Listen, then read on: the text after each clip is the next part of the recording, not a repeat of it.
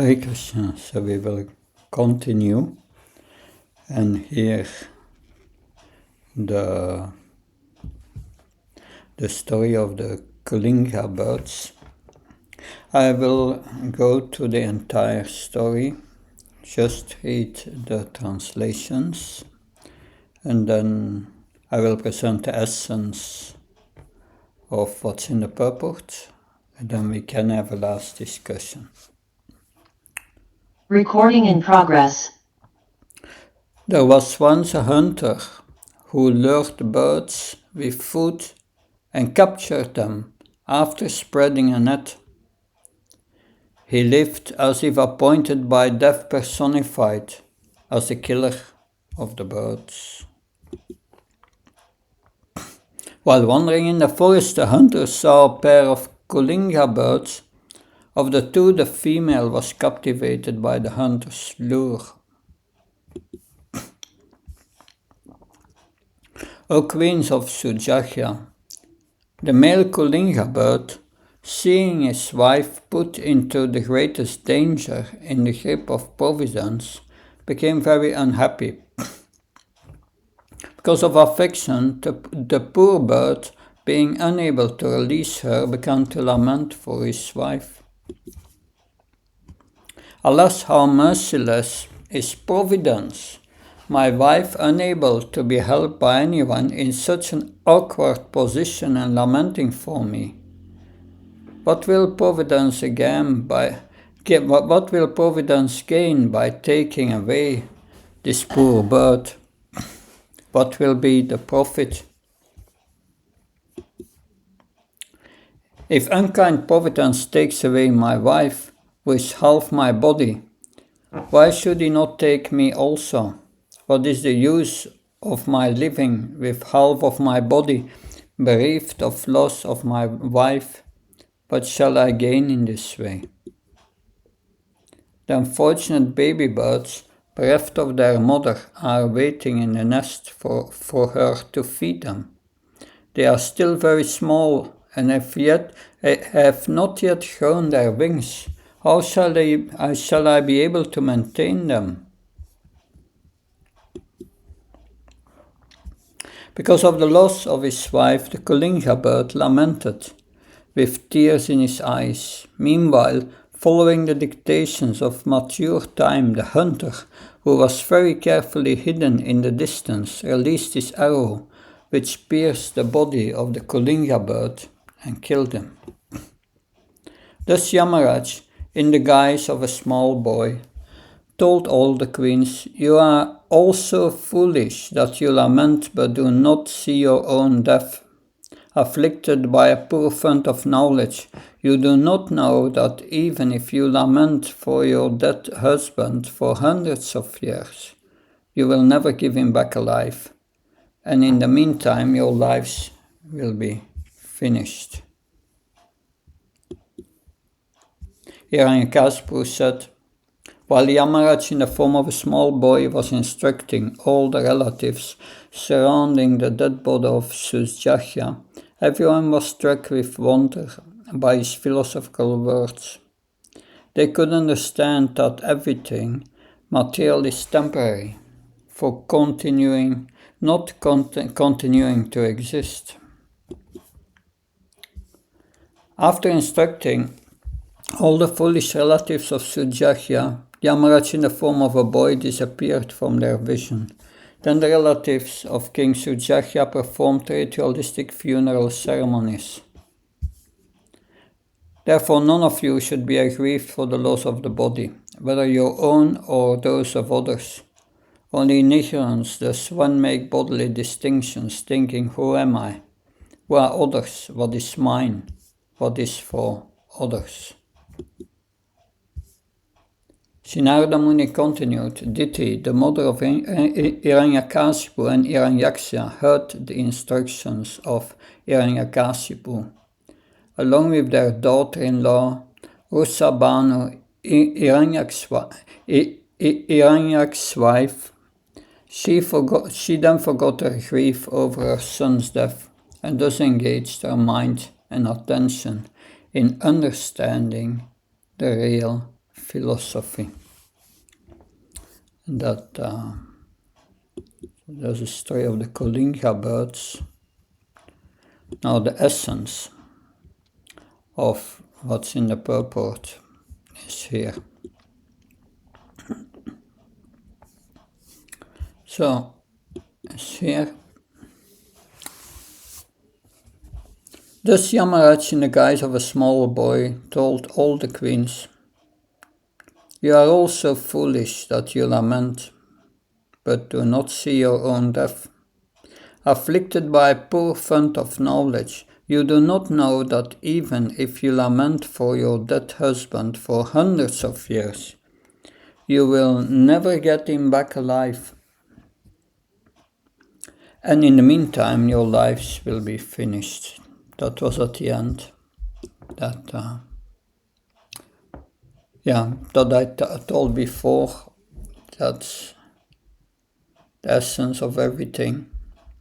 Yamaraj once asked Maharaj Yudhishthira. So Yamaraj was in the form of a yaksha.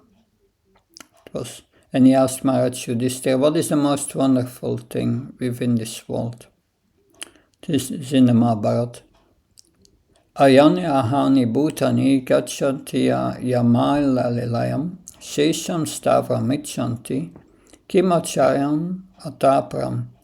Hundreds and thousands of living entities meet death every moment, but a foolish living being thinks himself deathless and does not prepare for death. This is the most wonderful thing. So yes, there are a few comments also. Text 55. I read the verse again. "The unfortunate baby birds bereft of their mother are waiting in the nest for her to feed them. They are still very small and have not yet grown their wings. How shall I be able to maintain them?" So the bird is lamenting for the mother and their children, Srila Prabhupada writes. The mother not only maintains and cares for the children.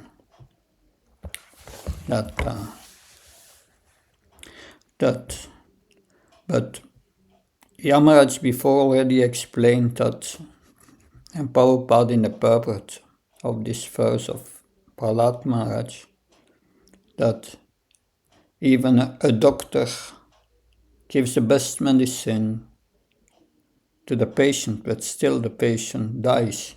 One goes to the forest, that Yamaraj said before, I was in the forest, I had no father and mother, and still I survived. I was protected by the Supreme Lord. So even motherless or fatherless, one can be maintained by the goodwill of the Lord.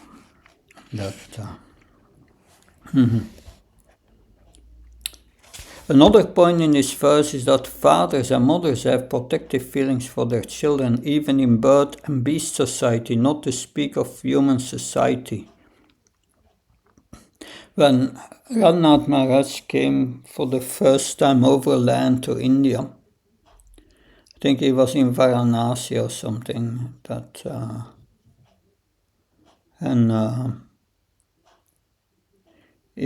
he saw tourists giving chapatis to dogs, and all the dogs were barking and to get first the chapati. But one dog was not barking, was a little further away, and one of the people gave this dog a chapati, and the dog would take the chapati and not eat it. He went away, and they followed him to all the streets, and finally they came at a place under a little bazaar where they were selling things. He went under it, And they looked under it, and the little dog came. There was a mother, a she-dog, and a little puppy. And he dropped the chapati before the puppy, and the puppy was eating.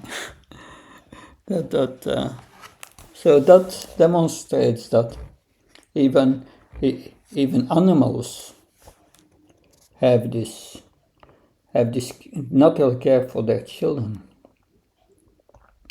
Papatra's Kali Yuga, however, is so degraded that the father and mother even kill their children in the womb on the plea of their scientific knowledge, that within the womb the child has no life.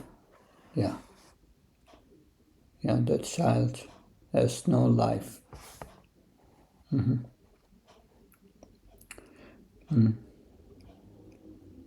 So scientific knowledge is so advanced that they think that within the egg and the embryo there is no life.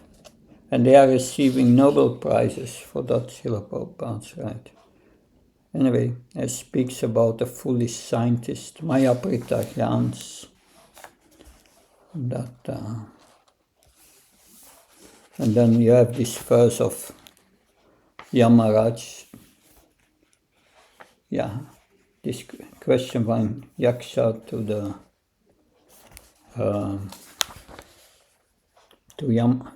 Yudhishthira Maharaj from the Mahabharata, which is explained in a purport.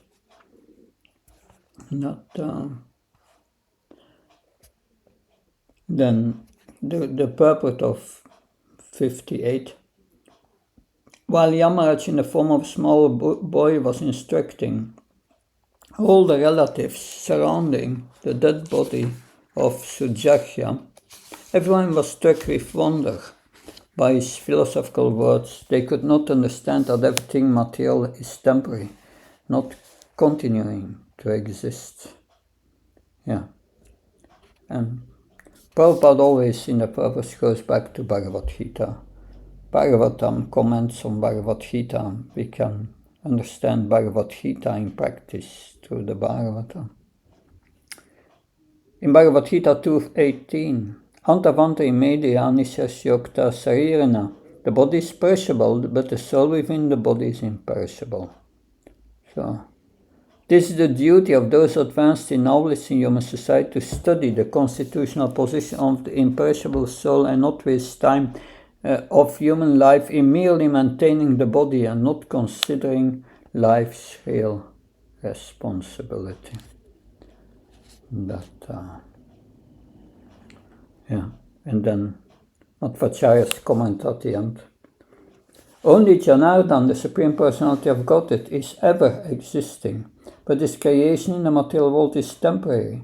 Therefore, everyone who is captivated by the material energy and absorbed in thinking, I am this body and everything belonging to this body is mine, is an illusion. One should think only of being eternally part of Janardhan, and one's endeavor in the material world, especially in the human form of life, should be to attain the association of Janardhan by going back to Godhead. So Yamaraj,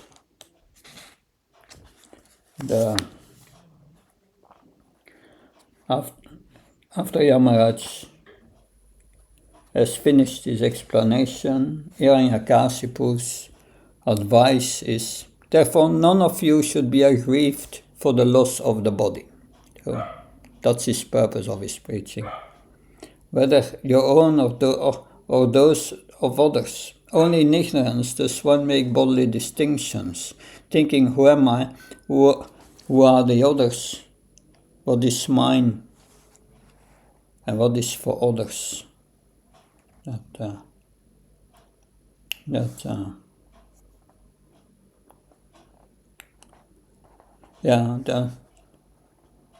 In the purport, the selfishness of the bodily conception is explained. In the material world, the conception of self-preservation is the first law of nature. According to this conception that one should be interested in his personal safety and should then consider society, friendship, love, national community, and so on, which we have all developed because of bodily concept of life and a lack of knowledge of spirit soul. This is called Ajnana. Yes. As long as human society is in darkness and ignorance, man will continue to make huge arrangements in the bodily conception of life. This is described by Prahlad Maharaj as Bharam.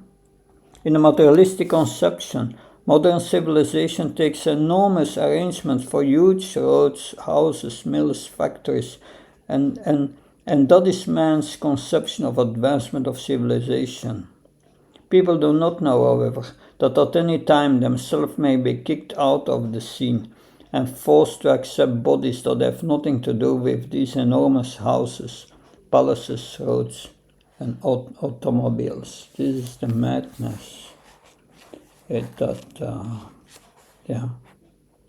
So the conclusion at the end is the purport is that as long as we are in this human form of life, our duty is to understand the soul within the body. The body is not the self, we are different from the body, and therefore there is no question of friends, enemies, and responsibilities in terms of bodily conception of life.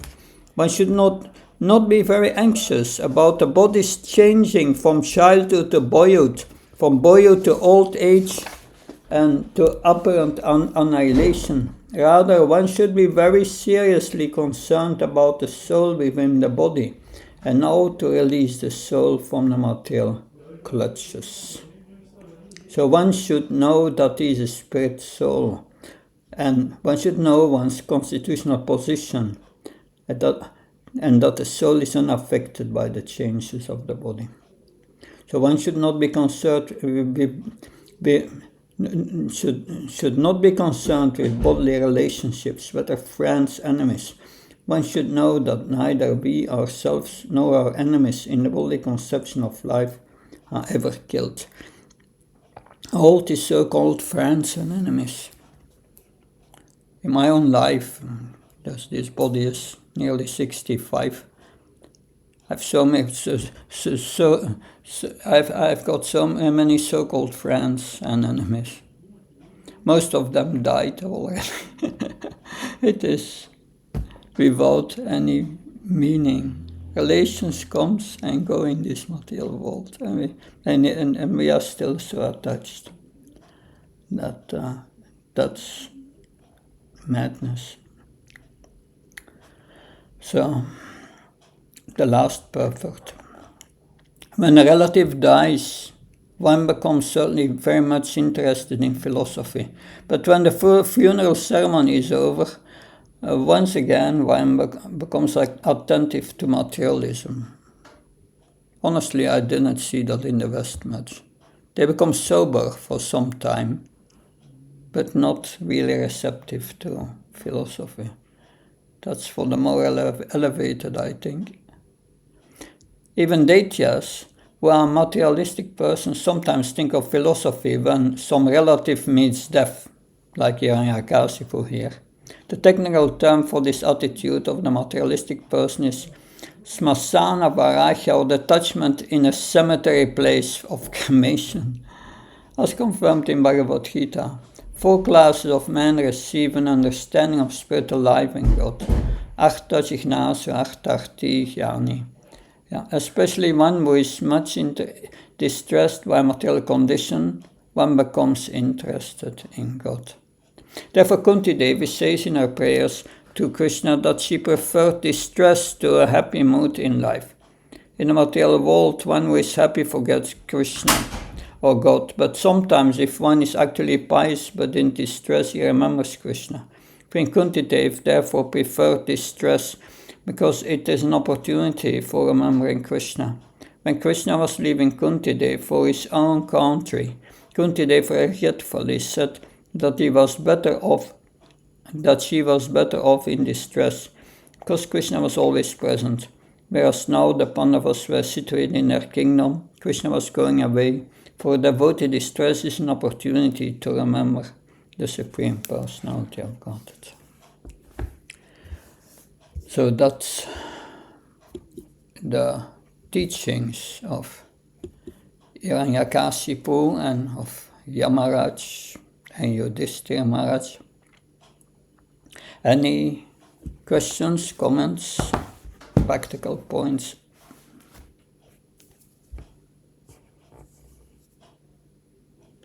Yes, or just Sri Krishna Prabhu. Hare Krishna. Hare Krishna Maharaj Pranam. Today's session I found to be very interesting. All of them are interesting. This was truly interesting because of the story of the Kalinga birds.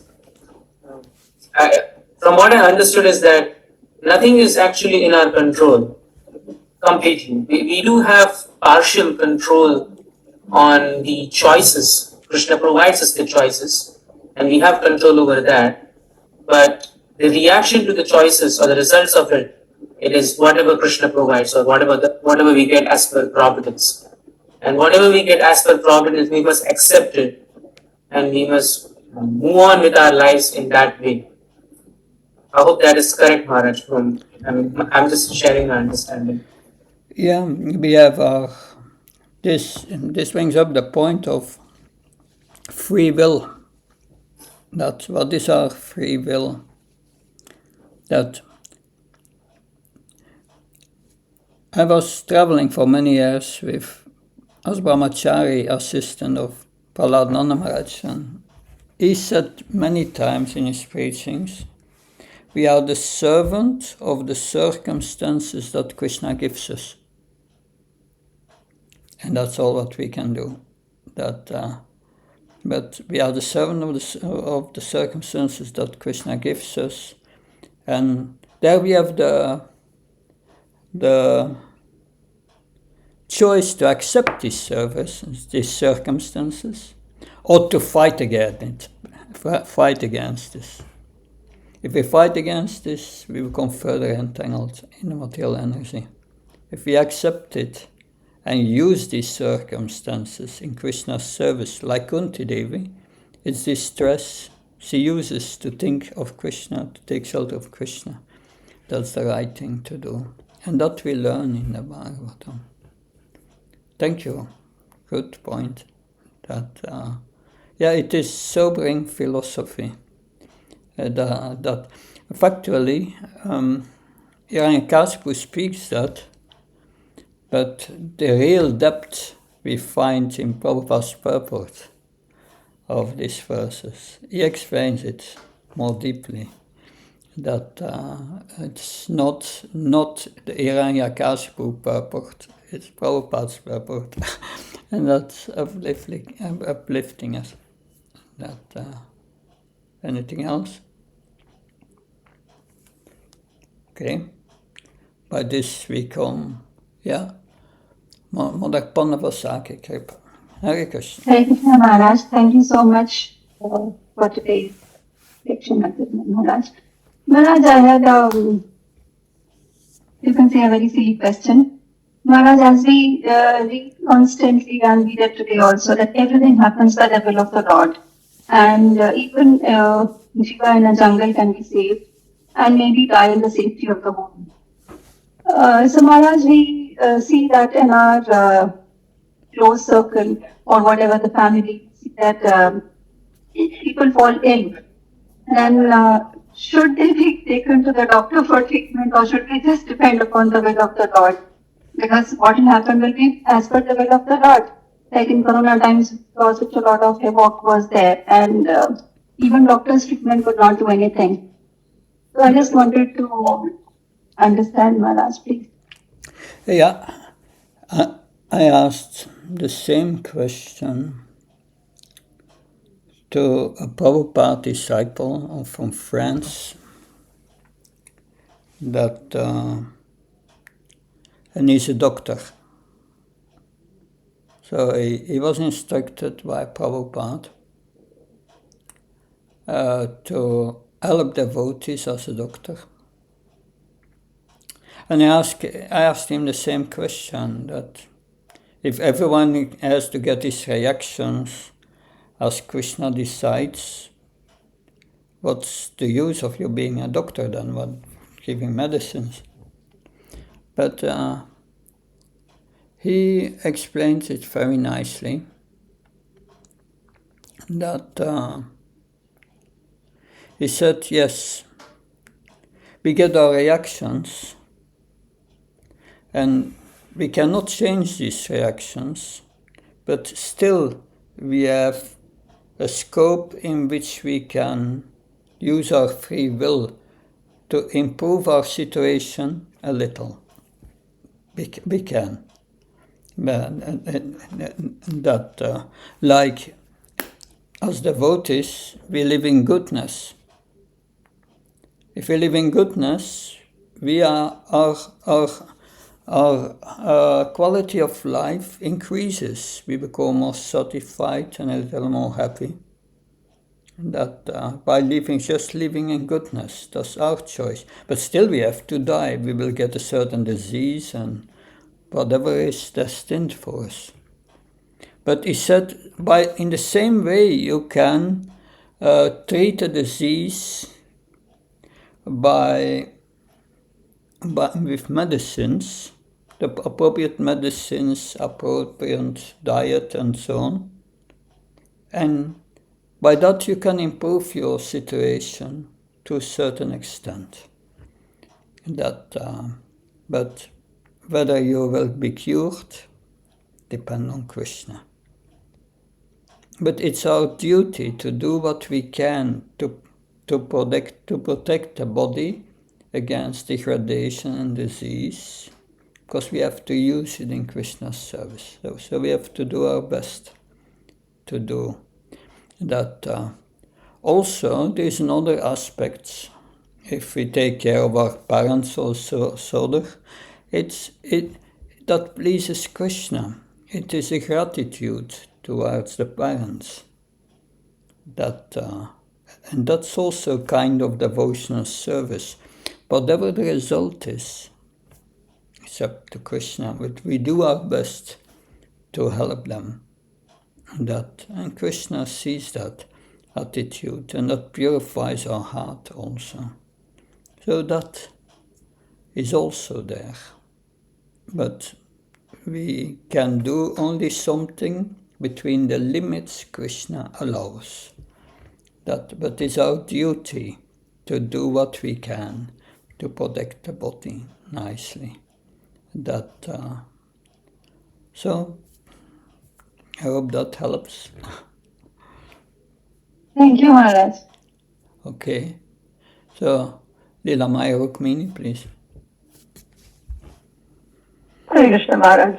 I don't have a question, but I thought I'd just share some thoughts. Oh, that's good. As you were telling. Yeah, so I was just thinking that just as here we see that Hiranyakashipu is preaching to his relative, but he is doing exactly something which is not in line with what he's preaching. So similarly, sometimes we also share this knowledge based on a little bit of bookish understanding, but when it comes to applying it in our own life, we don't actually do it. We don't get into the details of that because we are more driven by our own sense enjoyment or certain things that we don't want to give up our attachments and all of that. So that it is just a thought that was coming across as we were reading this chapter the last couple of days, that we have a long way to go in trying to apply this knowledge in our own life. Yeah, that's true. We hear it, and then we come in another situation, we forget about it. But my experience is that, therefore, because the second habit of entering this material consciousness is so deep, just by once hearing, it doesn't happen. We should repeatedly hearing, repeat it again and again and again, that Therefore, preaching is good. We preach it to others. We don't apply it yet, but at a certain moment something will sink down, and gradually we will get into it, but it takes a while. I agree with you. Yadaraj Krishna Prabhu. Hare Krishna Maharaj. Maharaj, I have a question. So if everything happening by the will of the Lord, so we know Kali Yuga is the worst Yuga, and majority of the people will be sinful and they'll be going to hell. So why there's a need of preaching then? That if they chant the Hare Krishna mantra and become devotees, then all their karmas will go, because Krishna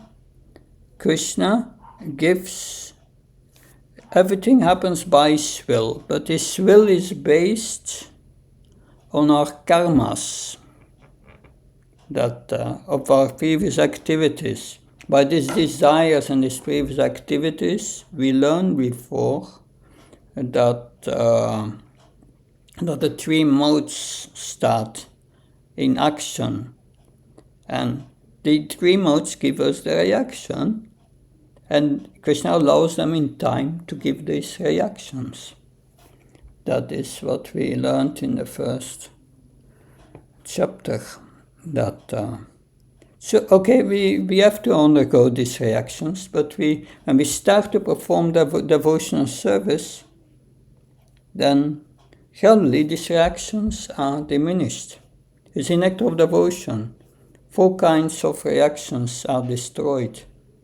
That those which are already manifest, those who are not yet manifest, those who are in seed form, and those who are fructifying. Gradually all this becomes. So therefore, if you perform devotional service, the reactions diminish. That is what this Tatena Kampam verse is.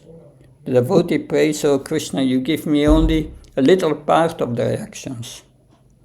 So, and finally, at the end of this body, because this body is a reaction, is part of the reaction, is the modes that are working. That's our karma, this body also. That if this body comes at the end, then our last karma is gone and we don't take birth again. So it's certainly good. We should not try to counteract these things, just perform devotional service. As a side effect, this Krishna will start to deal with us different. We become prisoners. We are prisoners in this material world, but then we become exemplary prisoners. An exemplary prisoner in the prison suffers less than the at certain advantage, and at the end goes back to Godhead. So that is, but that requires first that we understand here that these reactions are Krishna's mercy and accept it as such. And then we become peaceful. We say to Krishna, "Do with me what you want. I still want to love you." That's the 8th verse of the Shikshastakam. Anyway, thank you for your comment. Maharaj, sorry, one more, Maharaj. Yeah. Maharaj, here we see that Hiranyakasipu is talking very like a highly scholar, very high philosophy is talking. So could it be because he was Vijaya? Because Maharaj said, some Acharya said that they were in a spiritual form, in a spiritual body. So could it be because Hiranyakasipu was originally Vijaya, so because of that, he still retained the philosophy? Could we understand that?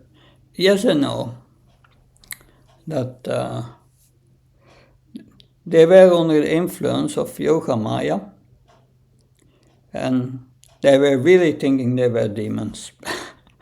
They were in the in the Asura mood, Asura bhav, that but Krishna in their heart made them speak these words, that to instruct us. But of course, deep in their hearts, where the soul is, Hiranyakasipu knew this is the truth. But he had to play a contrary mood, a contrary role. It's like in Bhagavad Gita, I think in 227 or some, 127 or around that, first chapter of Bhagavad Gita. In the purpose, Srila Prabhupada writes, Arjuna feels this compassion, and that is because of his being a pure devotee. And in the next purport, he writes in the purport, Arjuna compassion is due to Maya. This is the bodily concept of life. So what is that? Is he a pure devotee or is he in Maya? No. He is an eternal associate of the Lord, and is not under the material energy, but under the spiritual energy. Krishna makes him speak the right words so that he can speak Bhagavad Gita. So that's all controlled by Krishna finally, because he's under the spiritual energy. And Jaya and Vijaya is like that. They have to play a role, and Krishna is steering that, and let them speak what's required. And so he let Hiranyakasipu speak a part of the Bhagavatam to instruct us. And that's Krishna's way of doing things. That they are under is also under his Lila Shakti also, that to play the Lila nicely, so that's inconceivable for us, but Krishna arranges this Lila perfectly, perfect pastimes.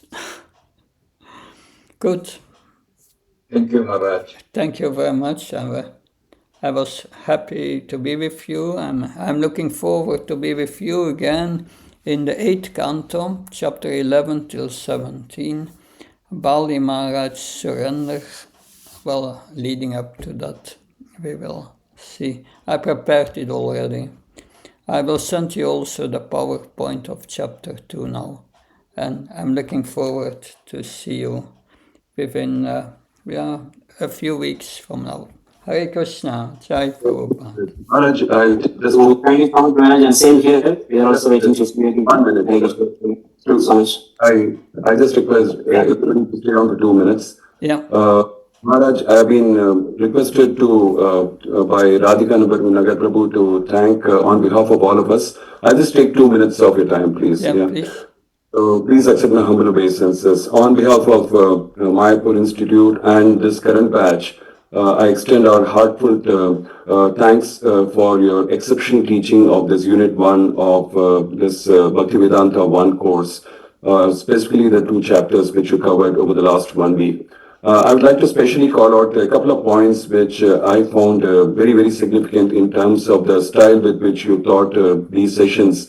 First is the detailed coverage with which almost all the text, all the purports, all the translations, everything was covered. And it was so enriching personally for me that it's kind of set the sound foundation for us to study the rest of this canto and also the balance portion of the Bhakti Vaibhav 1 course, Bhakti Vedanta 1 course. Second point I would like to call out is the very engaging approach and style in which you have taught, where almost all of us felt that we participated in all the discussions almost all the days, Maharaj. And thirdly, we are extremely grateful for your patience in clarifying all our doubts be it simple ones or very silly ones, as one of the devotees said today, and all the wonderful informative slides which we have provided, and also interspacing them with various quotations and from Srila Prabhupada's life and experiences. I'm sure this resonated well with all of us. I'm sure all the other students in the batch also present here share similar sentiments as mine. We again thank you very much for your invaluable guidance and dedication. As you indicated, you'll be teaching us the Canto 8, some part of it again. We look forward to these enlightening sessions in the future as well. Thank you very much, Maharaj. Please accept our humble obeisances. Hare Krishna. Hare Krishna. Thank you so much. Please forgive my shortcomings, and I'm looking forward to serve you again. Jai Srila Prabhupada. Hare Krishna. Thank you very much, Maharaj. Thank you. Hare Krishna.